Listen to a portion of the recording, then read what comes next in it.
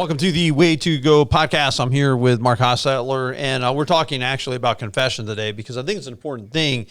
One of the ways of healing and getting over some things you might be feeling really rotten about is to actually get it out there and admit it to God, admit it to people that you hurt, because that's an important concept. And it comes from Psalm, and it starts with this. I mean, when I confess to God, I'm confessing to somebody who's going to forgive me, not someone who's going to pound me for it. That's right. I'm not telling him anything. It's like, hey, God, you didn't know this about me, but I just wanted to tell you. Like, I'm already telling himself, it's like, God, you already know I did that. So, right, and he's going to forgive me. Here's what it says.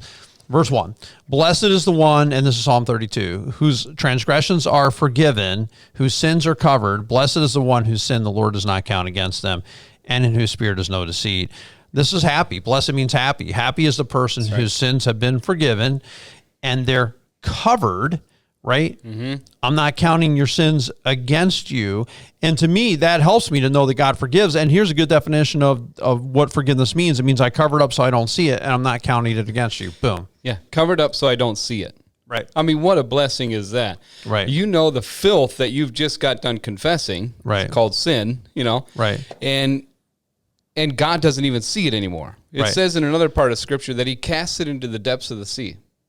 It's gone. Yeah, or as far as the east is from the west. Right, it's gone, right. Cleared.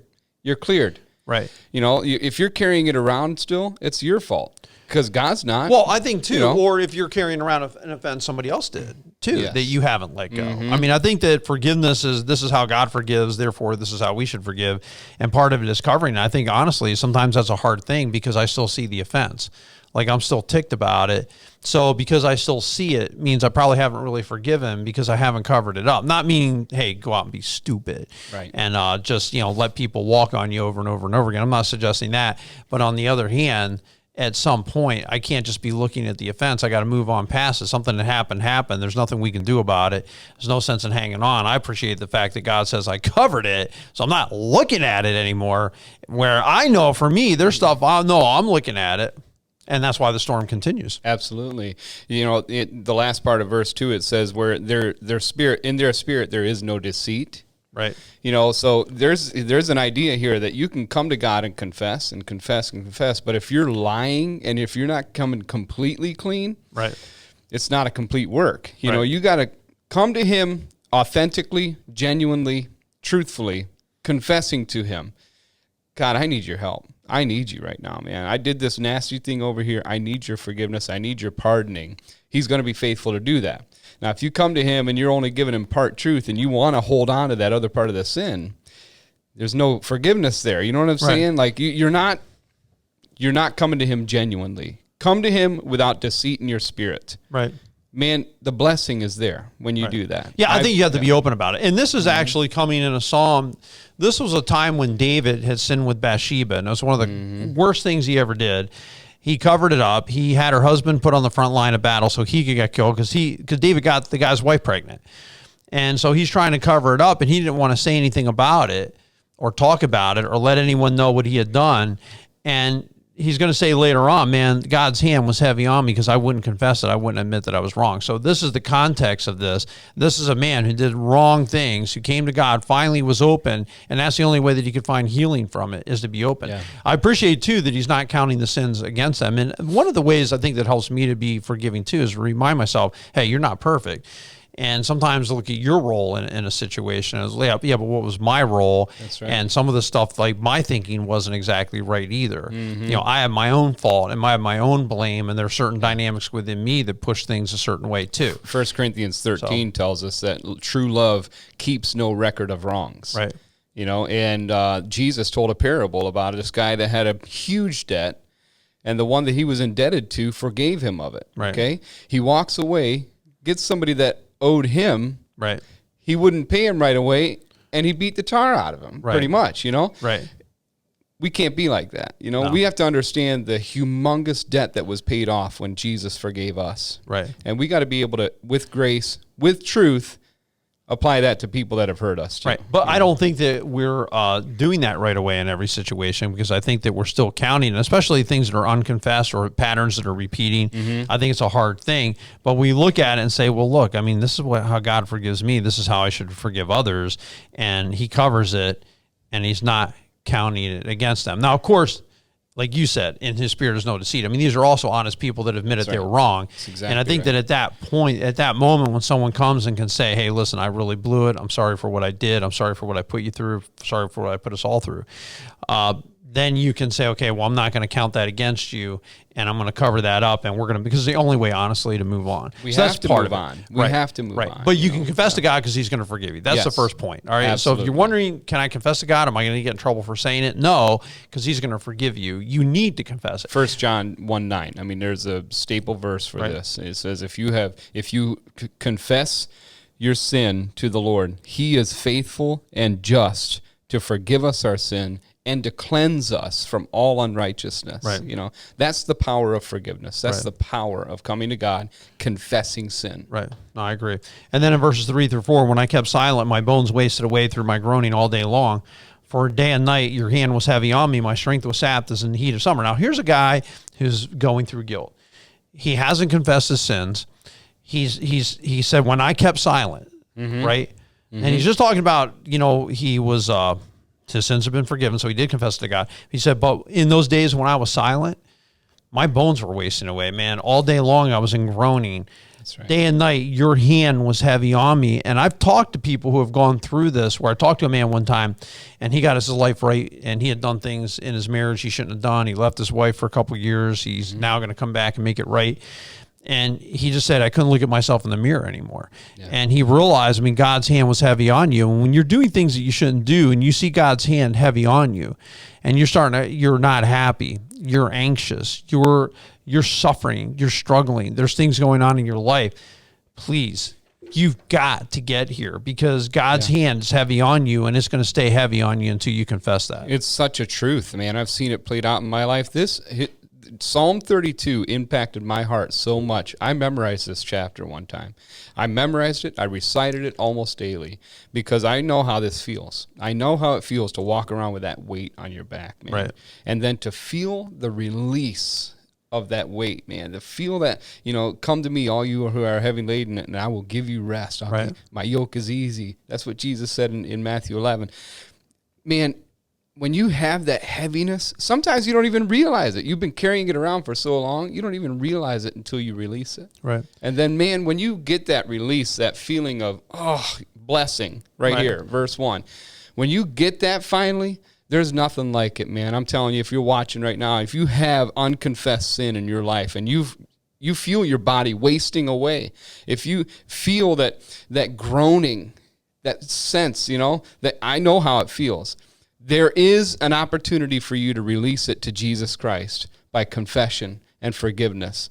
Right. He will be there. Well, I think it's a thing of conviction. It's like when God's hand's heavy on you and you feel convicted, you feel guilty, because either you've done something that you shouldn't have done, you haven't confessed it, or you're continuing to do something that you shouldn't do. Yeah. And because you're continuing it on and you're constantly up against it. And sometimes it's like Peter or Jesus Christ said to Paul, it was, why are you kicking against the goads? Why are you coming against me, man? You're not going to find any happiness. You're not going to find any peace here. You're constantly coming up against me. I've seen people do it in church, where they're constantly coming up against leadership, constantly coming up. After a while, why are you fighting this anymore? And especially when you're being convicted about something where you feel, man, I feel terrible about this. Confess it and move on. Well, now, coming back to what you said there about David and Bathsheba, during that time when Bathsheba's husband came back, he wouldn't even go back to their home. He was so faithful to the army and everything. He laid at the steps of the palace and didn't even go to be with his wife. She was already pregnant with David, Right. During that whole time, think about the amount of time David had to keep this secret. Right. Oh, that had to be... It was a year. It was torment. It was a year until Nathan the prophet confronted him. Somebody confronted him, and right there, my body wasted away. Right there, up in verse 2. That's what it means when it says there's no deceit. He was carrying around a whole bunch of deceit. He was lying to people all over the place. Right. And when he finally confessed, it was like, He went so far to cover up his sin that he had the husband killed so that no one would suspect that he wasn't home, because he would have known it wasn't his kid. That's right. So he had the guy killed. I mean, that's how far he went to cover up his own sin. Unbelievable, yeah. But here's the thing. I know that my capacity for sin is just as great. Right. But in verse 5, he says, I acknowledge my sin to you. I did not cover up my iniquity. I said, I will confess my transgression to the Lord, and you will forgive the guilt of my sin. Now, here's a very practical question. And I've had it before, and I've thought about it before. Who do you confess to? In other words, if you've done a sin like what David did, if you did a sin, maybe you've been unfaithful to your wife, maybe you've been caught up in pornography. How far do you confess that sin? And that's something that we came up in counseling classes. Yeah. And they always told us this, and we can talk about it, confess the sin as far as it went. In other words, if I didn't sin against my church by doing something against my wife, I don't have to stand up there on Sunday morning and confess to the whole church something that I did to my wife because I lost my temper with my wife.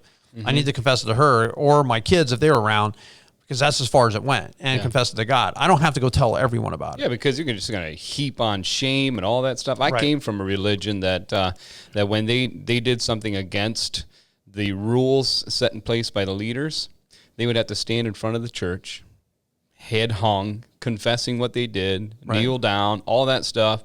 And man, that you just feel bad for them people because it's an act of shame, Right. Now, if they're willing to do it and it was a sin against the body of Christ like that, I think it's unnecessary. I think it's unnecessary to do it to a repentant person.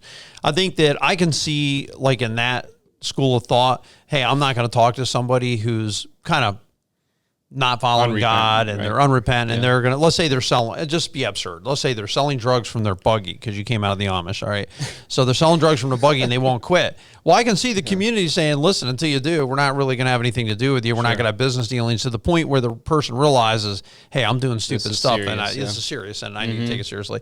Like I can see that. I've seen that happen where, even in the Bible, relationships get busted and they stay busted until you make it right and start doing the right stuff. And that's how it is. It's not their fault. It's your fault.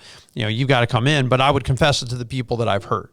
That's the bottom line. Because sometimes I think if you go too far or confess things, that you're going to change people's thoughts of you. You're going to change how they think about you, how they view you. And that just can't, it's not a wise thing. I don't think it's wise in every situation. If you, in other words, if like some people have said things like, well, why did my daughter, let's say confess or say something about in the old days when the church was small, and there's 100 people there and she was pregnant. I'm like, because we're catching it ahead of the gossip mill and just saying, hey, we know of it. We're aware of it. This person realizes, hey, this wasn't the right move on their life. And we're going to support this person and love this person and care about this person, because some things wouldn't be hidden. If somebody, in another state got shoplifting, we're not going to say anything about that because no one else needs to know about it. They repented of it. Right. It's like, in other words, and not that anyone owes repentance to me. You know what I'm saying? Like, not everyone's accountable to me. I just say confess as far as the sin goes. Absolutely. Because trust me, as a pastor, I don't want to hear confession of everyone's sin. I don't want to hear it. I don't. That's why you have God. Unless you sin against me, honestly, like I do not need to hear about this. If you need help, if you need my help, heck yeah, I'm going to be there and I'm going to help you. But I don't. That's not what church is all about. Yeah, there needs to be a gentleness about it. When when you do have somebody confessing, there needs to be a gentleness about it. There needs to be humility for sure. Right. Like I said before, we all have the capacity to do these things, man. And as soon as you stop believing that, be careful. Right. You're in a dangerous spot. You have to be gentle. You have to be compassionate towards the person. And then you have to be willing to forgive. You have to do that stuff. Jesus did that. He said right here in Psalm 32, verse 5, it says, I confessed my rebellious acts to the Lord, and then he forgave my sins. Right. It's a complete work. When I come to him, humble my heart. Psalm 51 is the extension of this, and he says, create in me a clean heart, O God. Renew a steadfast spirit within me. It's a complete work of confession. You know what I mean? Well, one thing, I guess if I did something, let's say if I did something as an individual that was going to be in the newspaper, I would confess that publicly to the church. If it was going to be out in the public, I would not wait for everyone to hear about it in the paper. I would be there saying, listen, you're going to hear about this. That makes sense. And you're going to hear it from me first.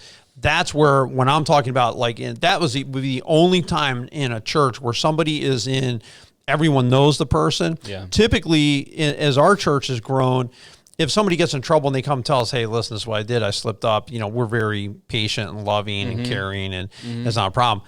A lot of people, they don't even know anything about it. You know what I'm saying? Good. So, and we're not ones that are dragging up, because again, I only believe you need to confess to who you hurt. If I'm a public figure, then I do something publicly and mess up, that's going to need a public confession. If some guy does this something, the president of the United States does something, yeah, he needs to tell the United States. Some Joe Schmo at work did the same thing. Well, he doesn't have to tell the whole United States because, he's just in a different position. And as far as you've heard. It's always for the purpose of restoration too, right? It's always for the purpose of restoration. It's never for the purpose of shaming. Right. And some people don't confess because they're shameful of it. I was privileged to be able to talk to a guy after Celebrate Recovery one day. And he said, Mark, I've never said this or confessed this to anybody, man, but I'm embarrassed at what I do. Right. Do you think I was like, that's ridiculous, I start shaming him? No, I gave the guy a hug. Right. I said, man, that's the best place to be. Because you're we're all understanding sinners. it. You're confessing it, man.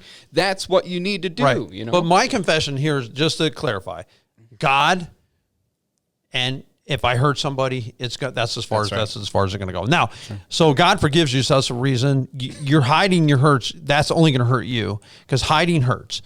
So you confess it to God, and then you pray about it and do the right thing. He says in the rest of Psalm 32, therefore let all the faithful pray to you while you may be found. Surely the rising of the mighty waters will not reach them. You're my hiding place.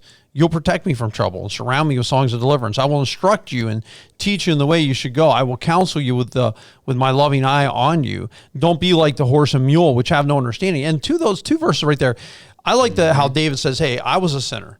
And I blew it, and I got my act together, and I confessed to God, and God forgave me. And guess what? Now I'm going to instruct you to try to keep you from doing the same dumb thing I did. That, to me, is growth.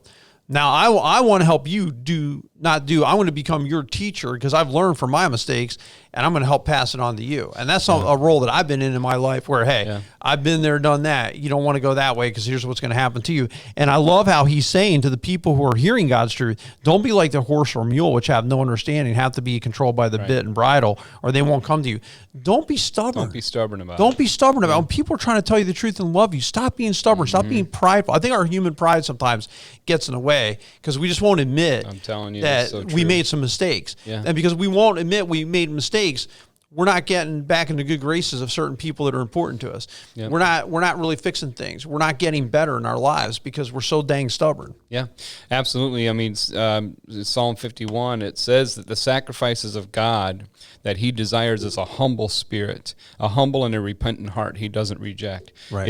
It's that humble, not prideful attitude that says, man, teach me. Right. Because I tell you what, I want to know. Right. I also think, verse 7 especially, we talk about confession a lot of times there's a negative connotation to it, but there's also a positive connotation to confessing what you believe to be true about God. When you come to him in confession, he forgives you. That's a confession. That's a true thing.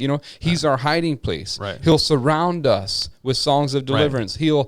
He'll preserve us from trouble. Those confessions are also good to say. Right. Like confess what you believe about God, what you know about God to be true. In this context, confession is confession from sin. Absolutely. We're talking about professing what we believe. Like a profession is an acknowledgement that this is what I believe, but a confession of sin is an admission of guilt. I admit that what I did was wrong. Because here's the thing, many are the woes of the wicked, but the Lord's unfailing love surrounds those who trust in him. This is what David is. This is my experience. This is David. David was that wicked guy. Yeah. David was the person who did wrong. And here's what he learned from his experience. And many were my woes. That's right. I had a lot of woes because I was doing the wrong thing. This is like not rocket science. Sometimes we have pains and hurts because we did dumb stuff. That's exactly right. The best thing we can do is acknowledge said dumb stuff and say, that was stupid. I shouldn't have done it. It was wrong. God, I'm sorry. God's going to forgive you. Then you get it together, and then you can become the teacher of the others. And now you're rejoicing in the Lord, and you're glad, you righteous, all you are upright in heart. Man, we're rejoicing now because we've come to that place, that circle of like, okay, we've seen it.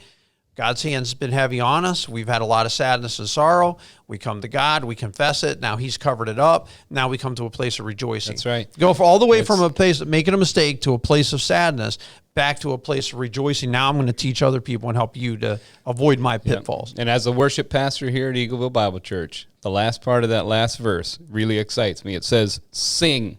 Right. All of you who are upright in heart, who have experienced that full circle you just talked about, come into Right. this place, and that's why we sing with enthusiasm. That's why we sing with all of our hearts. That's why we sit under the teaching. That's why we want to grow. We want to learn, love. We want to serve. We want to grow in Right. all areas, because we understand Psalm 32 happens for each and every one of us Right. that know No, Jesus Christ. I agree. Yeah. It's one of the great Psalms in the Bible. It's one you should definitely be familiar with. And we're glad that you have tuned in to Listen to Way to Go podcast. Hopefully it's been helpful to you. So remember to confess your sins to God, because he is a forgiving God. He loves you, and you will get it right. So, I mean, that's an amazing blessing. Have a great and awesome week.